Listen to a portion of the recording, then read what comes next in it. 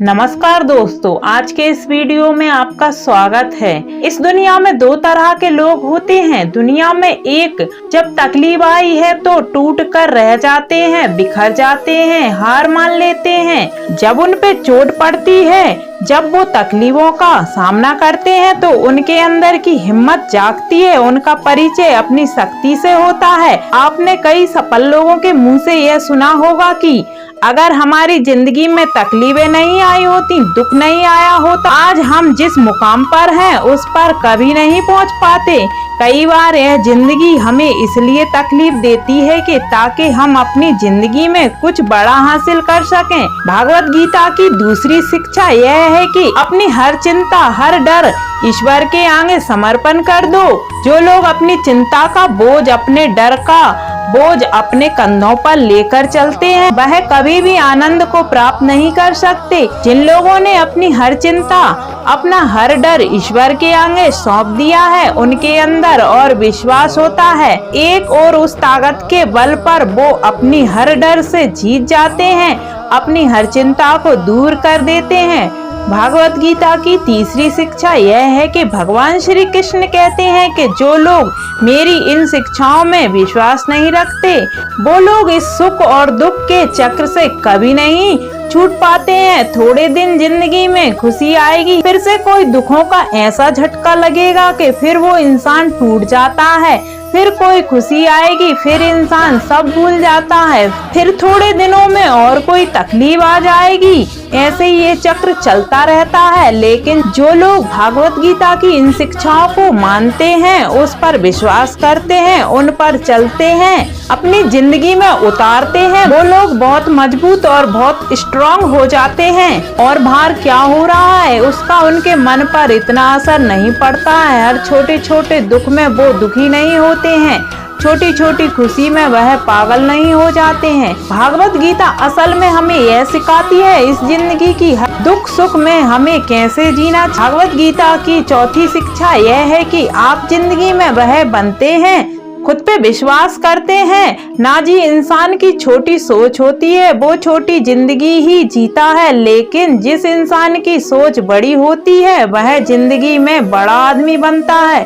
तो आपका विश्वास ही आपको छोटा या बड़ा आदमी बनाता है, आपको कामयाब या काबिल इंसान बनाता है, आपको धनी या गरीब बनाता है, आपको दुखी या सुखी बनाता है। तो जिस चीज पे आपका विश्वास नहीं होता, आप विश्वास नहीं है, आपको कभी बन नहीं सकते। लेकिन अगर आपको खुद पर यकीन है, तो विश्वास है कि आप जिंदगी में बड़े मुकाम को हासिल कर सकते हैं, आप जिंदगी में कुछ करके दिखा सकते हैं, तो आपको जिंदगी में वह जरूर मिलेगा।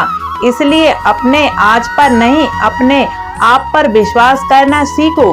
भागवत गीता में श्री कृष्ण की पांचवी शिक्षा है कि अर्जुन, मैं हर मनुष्य के वास्तविक स्वरूप को जानता हूँ, उसके भूतकाल, वर्तमान और भविष्य को जानता हूँ। उसके बारे में मुझे सब पता है कि वो कौन है, क्या कर रहा है, लेकिन मैं क्या हूँ उसे कोई आज तक नहीं समझ पाया है। ईश्वर के बारे में सब अपने अपने तरह की बातें करते हैं, पर उसके वास्तविक स्वरूप को आज तक कोई ठीक से नहीं समझ पाया है। जब भगवान श्री कृष्ण ने अर्जुन को अपना विश्व स्वरूप दिखाया था, उस विश्व स्वरूप में पूरा ब्रह्मांड समाया था। करोड़ों लोग जन्म ले रहे थे और करोड़ों लोग मर रहे थे। इतना विश्व काया भयानक रूप देखकर अर्जुन थर-थर कांपने लगा था कि आप जैसे पहले थे वैसे ही हो जाइए। मैं आपके इस स्वरूप को देख नहीं पा रहा हूँ। मुझे आपकी ही रूप में शिव दिखाई दे रहे हैं, आपके ही रूप में इंद्र दिखाई दे रहे हैं। दुनिया में सारे देवी देवता आपके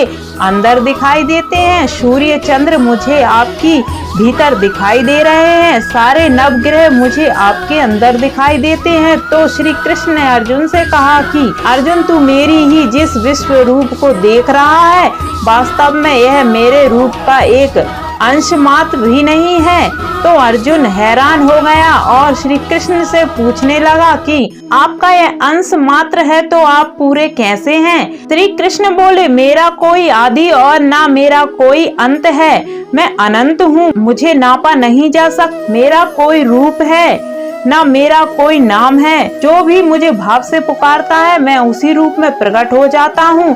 कहते हैं ना, ईश्वर की लीला ईश्वर ही चलाते हैं। बस हमें अपने जीवन की हर चिंता, हर डर उसके आगे समर्पित कर देना चाहिए। यह ईश्वर ही सब कुछ करेंगे। जिंदगी का डर तेरे हवाले है। अब जो भी जिंदगी में आगे होने वाला है उसे तू ही संभाल लेना। और जिन लोगों को ऐसा भाव होता है वो उसी शक्ति को अपने जीवन में अनुभव करते हैं।